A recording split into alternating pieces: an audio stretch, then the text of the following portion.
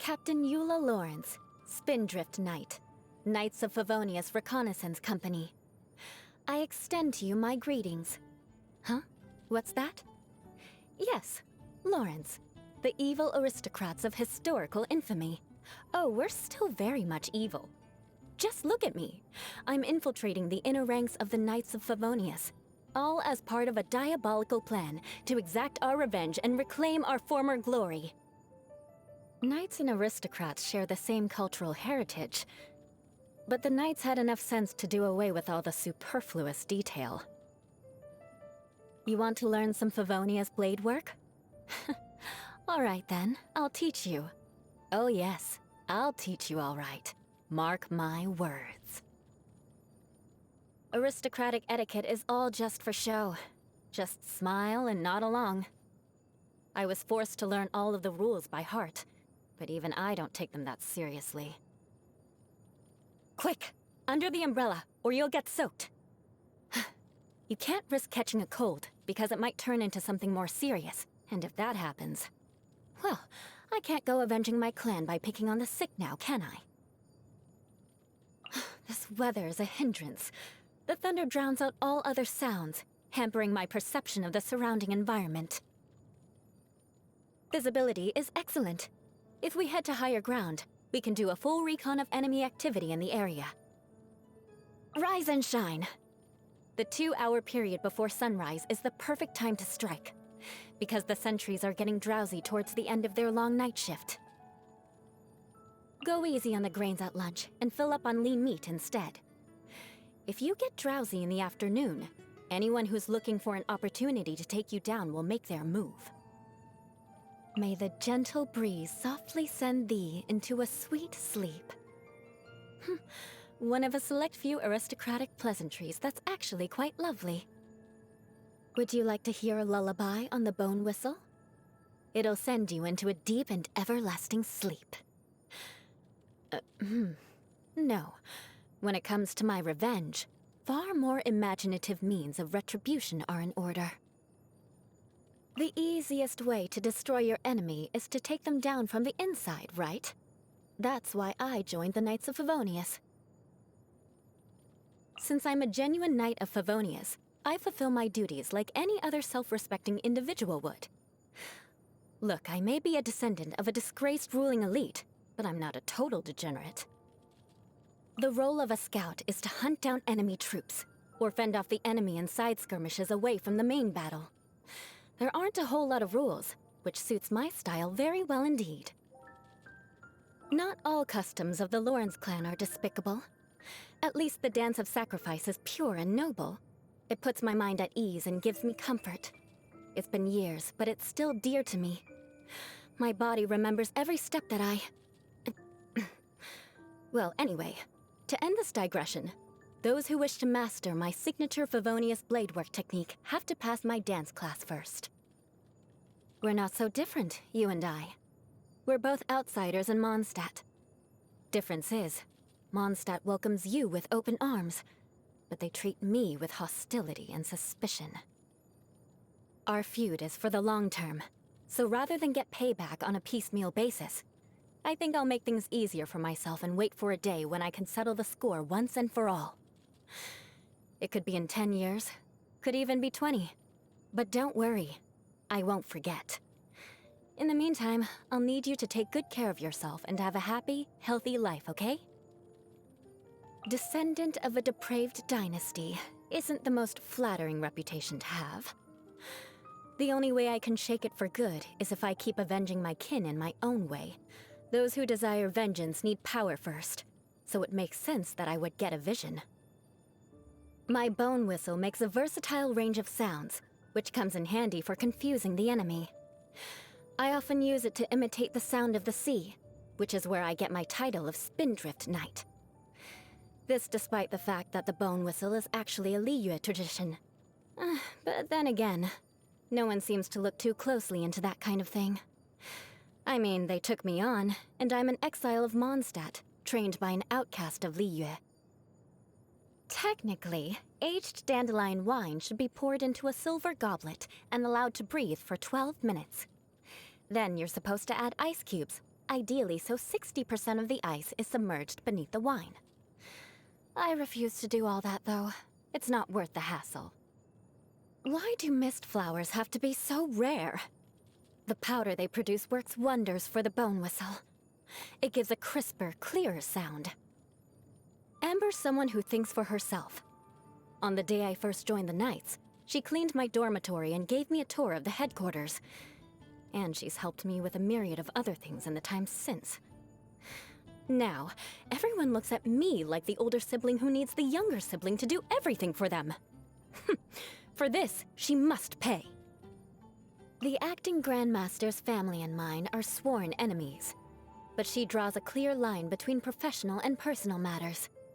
She saw I was capable, admitted me into the Knights, and gave me lots of opportunities. So, when the time comes for vengeance, I'll afford her a reasonably soft landing. She's so annoying. She must have read thousands of books. Could even be tens of thousands. Meaning, she can effortlessly recall any number of vile tales about the Lawrence clan's corruption off the top of her head. Accurate down to the exact date. Logically speaking, she'd be the perfect person to talk to about someone I'd like to track down, but swallowing my pride would be too great a challenge. Everyone loves her. What's her secret? Maybe I could learn a thing or two from her. Or maybe not. I can't imagine a shining idol would want anything to do with a descendant of a depraved dynasty. The Grandmaster. He doesn't like to beat around the bush and has no care for rumors or trivial matters. A good guy, I guess. I sparred with him once, which ended in a tie, but his relaxed expression and leisurely attitude clearly indicated that he had been holding back the whole time. Such indignity. I will not let it go. I heard that bard sing a few songs about the Lawrence clan. They were light-hearted and funny stories that mocked the clan in a way I've never heard anyone else do. Even I couldn't help but burst out laughing. And for this, he must pay. Free from social mores and other people's opinions, and no family obligations. Must be an easy life. The Alchemist. She once gave me a piece of equipment and told me it would help me infiltrate an Abyss Order camp undetected. In reality, it caused a huge explosion that completely blew my cover, and before I knew it, I was being accosted by 13 Mitochurls. Afterwards, I marched straight back there, intending to make her pay for what she had done. But when I saw how panicked and sheepish she looked, and watched her post her results on the wall with the word fail, I couldn't bring myself to go through with it. After all, I didn't get hurt, just a little disheveled, and a little humiliated. I don't get along with some of the Knights, and he doesn't think much of them in general, so you'd think that would make us allies. But the way he always acts so aloof, he's even worse than acting Grandmaster Jean. I want nothing to do with him. Diona? She's a miracle worker when it comes to making cocktails. And to my surprise, we get along really well. She infiltrated a tavern with the hopes of tearing down the wine industry, while I infiltrated the Knights to exact my revenge on them. A kindred spirit, it seems. This one's a long story. We ended up saving her life once when we were tracking down a batch of dangerous cargo that belonged to the Abyss Order. The Abyss Order had packed it up like regular cargo and wanted it shipped from Dornman Port to Liyue Harbor. She was acting as a consultant for the merchant vessel, where she discovered something in the cargo, and then began to investigate, putting herself in grave danger. Had we arrived just a few minutes later, it's likely she wouldn't have been so fortunate. We've kept in touch ever since. I like how smart she is. She knows the rules, but she also knows how to be flexible and act according to the situation. A few of the Knights would do well to take a leaf out of her book. Also, with her smarts, maybe she could help me track someone down that I've been looking for. She does owe me a favor from last time, after all. The life of a Lawrence doesn't include much worth talking about. Basically, whatever you say, whatever you do, people will always despise you and treat you like a potential threat to society. It's nowhere near as bad as it used to be, though. Before I joined the Knights, good grief, I couldn't even buy groceries. Even Good Hunter and Mondstadt General Goods wouldn't take my money. I literally had to go out and hunt my own food and cook it over a campfire if I wanted to eat dinner.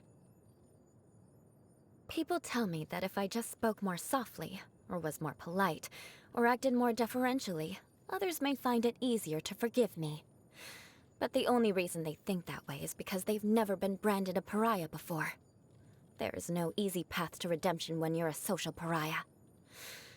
I'm more inclined to stop tiptoeing around everyone all the time and just get out there and make them respect me the old-fashioned way. As in, we square off, and if they win, I humbly accept my punishment. But if they lose, they must acquiesce to my demands. Such as... well, if I want to buy a loaf of bread, take my darn money for crying out loud. The Knights of Favonius are actually fairly reasonable. At the very least, they reward merit and not social status. The reason they invited me to join their ranks is because I'd sparred with some of their crack troops and won through my own sheer skill. Being an insider in the organization will make getting revenge much easier, as it removes many of life's complications, so what's not to love? The name Lawrence only became a social stigma after the clan fell from grace. It was once an honor to be called a Lawrence, but unfortunately, most people have forgotten about that part of history. The Grand Master says that I am performing rather well as a knight, and that if it's not enough to restore the honor of the Lawrence name, it's certainly a strong rebuttal against the one-sided opinions so many people throw around. I'm quite satisfied with that appraisal. If my family members refuse to change their corrupt ways, or worse, continue to cause active harm in Mondstadt, I should be the one to end them, along with the Lawrence name itself. For once, it'd be a family obligation I'd actually enjoy. And once the deed was done, I'd be free to pick any name I wanted. Or even let you pick one for me. I'm into all sorts of cool things. Sipping a nice cold drink, sitting in a canyon feeling the biting wind howl past my face, or diving into the lake at the foot of Dragon's Spine. Waiting for you to stroll by unsuspectingly, so I can sneak up behind you and drag you down into the icy depths. Sometimes, when it's busy in the tavern, they ask me to share a table with other customers.